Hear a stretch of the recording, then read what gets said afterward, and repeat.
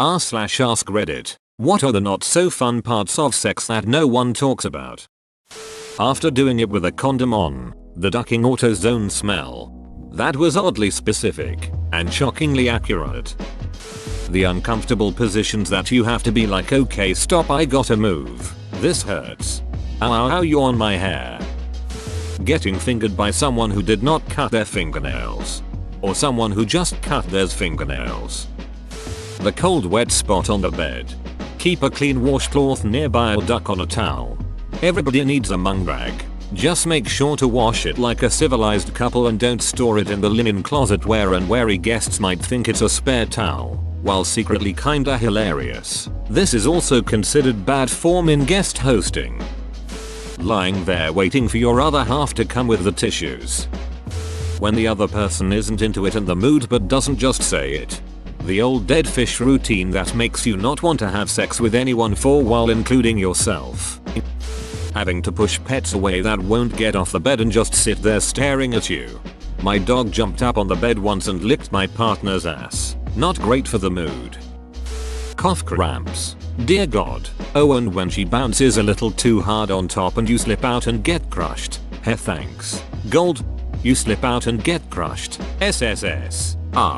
I cringed reading that. Shit definitely hurts. The phenomenon is called arousal non-concordance. Fact check me. Basically, any situation in which your body isn't responding the way you feel. For example, can't get hard wet even though you're turned on. Can't orgasm even though the sex is going great, etc. This goes the other way too. Getting physically aroused by things that mentally or emotionally turn you off. I can't believe I had to scroll so far for this. Boners are so temperamental. Foreplay is one of my favorite parts, but if it lingers very long on the lady then sometimes it's hard to get the engines revved back up without asking her for help. And she's happy to comply, but it always hurts a little to ask. And it amplifies when trying to go for round 2. When my mind is still always saying yes but my body is like maybe. The shame of getting tired out before you have come. Or not being able to come because you really have to fart. The waddle to the bathroom afterwards with one hand cupped over your vag. Or the tidier version, the makeshift towel diaper, classy as duck. Taking a little too long to finish and then feeling embarrassed, and the more you think about it the harder it is. Well, if you are doing it straight Jesuit, then at some point you may bang her up to the top of the bed headboard. Then you might have to stop and scoot back down to begin the banging process again. Like when your washing machine gets an uneven load and walks across the laundry room. I mean, it could just be me. My husband is quite a bit larger than me and I have to have a hand up on the headboard to avoid this issue. Shower sex actually kinda sucks. Water is not lube. Nowhere is comfortable. Hot water runs out. Weird, I must have a good water heater. Haven't ever had an issue with the hot water lasting the full 2 minutes. Edit. I noticed this comment got quite a few upvotes, which I assume is because people must be really impressed by my water heater. If anyone wants specs, it's a Bradford White model M140 T6N12 with 40 gallons capacity. It's not very often that anyone is impressed by the size of anything of mine, so this is pretty neat. I'm late. For what? I'm late. When he gets up to get you a towel, and you hear his car start and he pulls out of the driveway. Did you hook up with my dad too? Trying to gracefully avoid touching other bodily areas with the butt finger. The fart noises that your bodies make when you're doing it.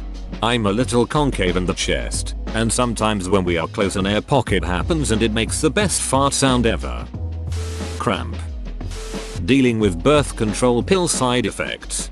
Worst is that men don't even realize they are experiencing side effects. I almost broke up with my partner cause she changed. She became always annoyed, depressing person who would snap on me for no reason. I knew that the pills affected her and asked her to try something else or get off it. She would just reply, I don't feel anything different, and blamed me for everything. Eventually she swapped to some other pill and apologized for her behavior after reviewing her life before and after the change. The pill will duck with you and you'll blame others for this.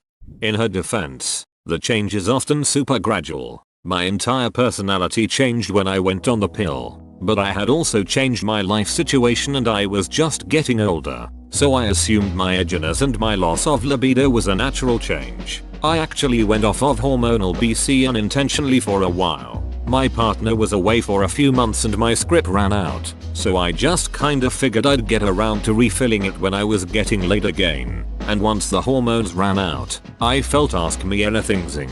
My libido skyrocketed. I was happier. I felt like I had a fire in my belly I didn't realize I'd been missing. I went non-hormonal shortly afterwards. On a related note, God bless Paragood. 10 out of 10 would recommend to anyone who doesn't have completely awful periods. Sex farts. I don't say anything because she's an absolute goddess and I'm lucky to be hooking up with her, but shit man, I spread those cheeks and feel it breeze past my fingers. My partner and I let each other know there will be a breeze soon. The joys of a long relationship. I remember when I got back from deployment, my husband and I were having an RMZING reunited session and I farted. I felt my spirit leave my body lmao. Hitting the cervix is a special kind of hell. A stabby feeling that's deeply unsexy. A special kind of pain that makes me die inside. After initiating many fruitless times, the one time you deny their initiation, it is personal. Fishing out the pube from your mouth after going down on someone. If you get one during, lick the inner thigh to wipe get the stray out of your mouth.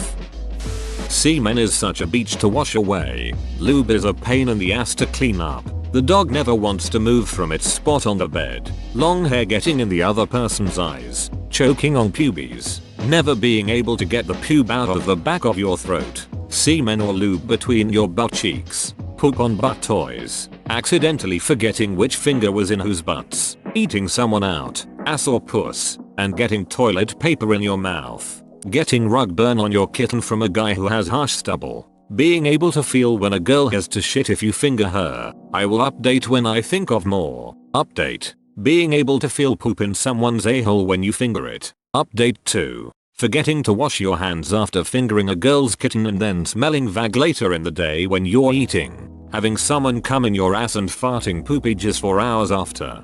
The pube in the back of your throat for 200. Alex. How about TFW, your coke comes all the way out in the current motion, and your brain stretches the following half second into eternity before the next damaging painful blow comes if you're not perfectly lined up to go straight back in. Edit.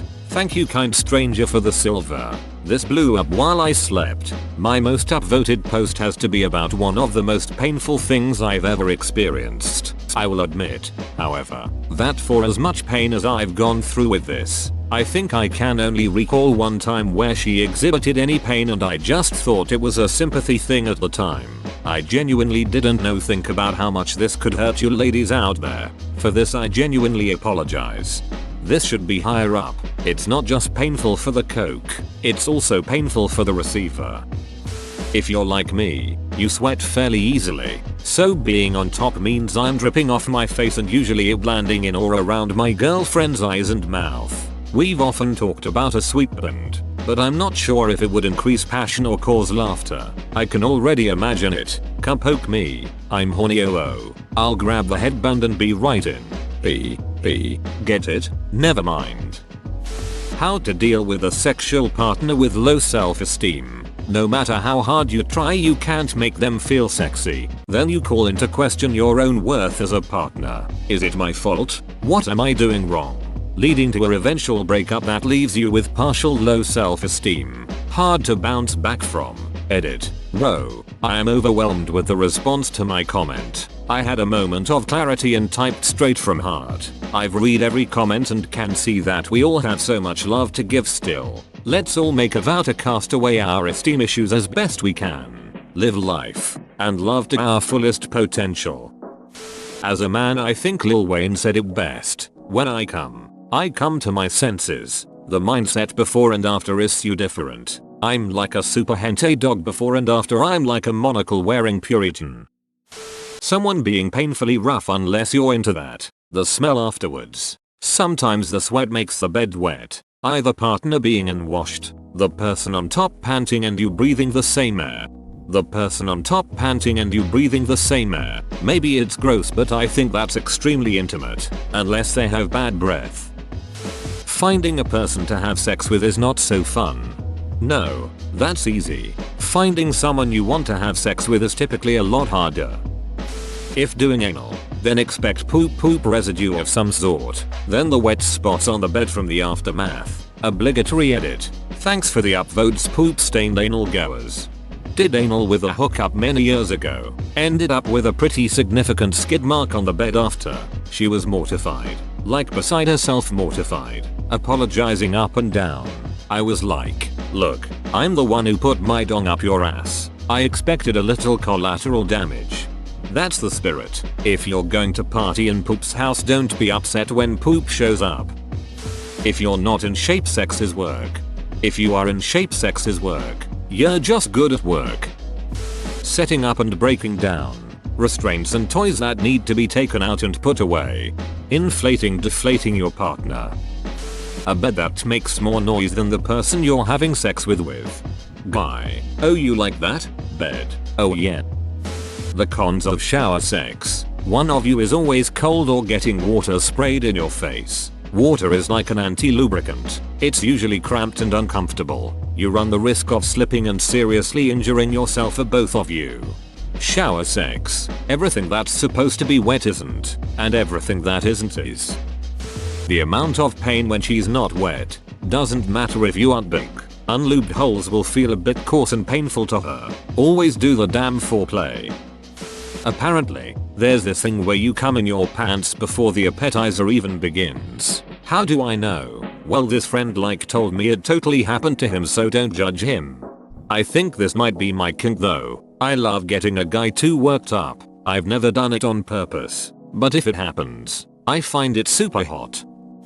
Midlife. My wife recently had a hysterectomy and her sex drive is skyrocketing while mine is beginning to taper, and it sucks. A lot. She's the only woman in the world. She's beautiful. She's sexy. She gets me going. But some nights I just don't have it in me. The break in between. Especially if it's your first time as a couple, or one night stand or FWB etc. That's a different kind of awkward. The word break suggests to me that you're talking about multiple times in fairly rapid succession, and I sincerely can't comprehend that. For me, the break isn't awkward because it's taken up by things like having meals and going to work. So y'all are really gonna make me say it?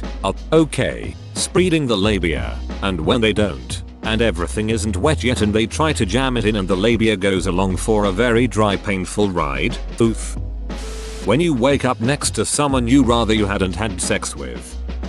Taking off daily pads before your partner gets to your panties. No one discussed that, but this is a pain in the ass. We share stories with my friends about the best and weirdest ways we threw our daily pads right before having sex. Do you really wear liners every day? No judgment. I'm just curious and need to know if this is a secret girl thing I never knew I needed to do. Seeing me without clothes on. The cleanup. When the dong slips out, when you overheat, sweat dripping on you, finding an after sex towel, uties, strained muscles, blowjobs with severe cotton mouth. Whoa, you made it to the end? You're a ducking beast. I'll cut you a deal. Smash like and subscribe for more curated content, bruh. It's free and that's a great price.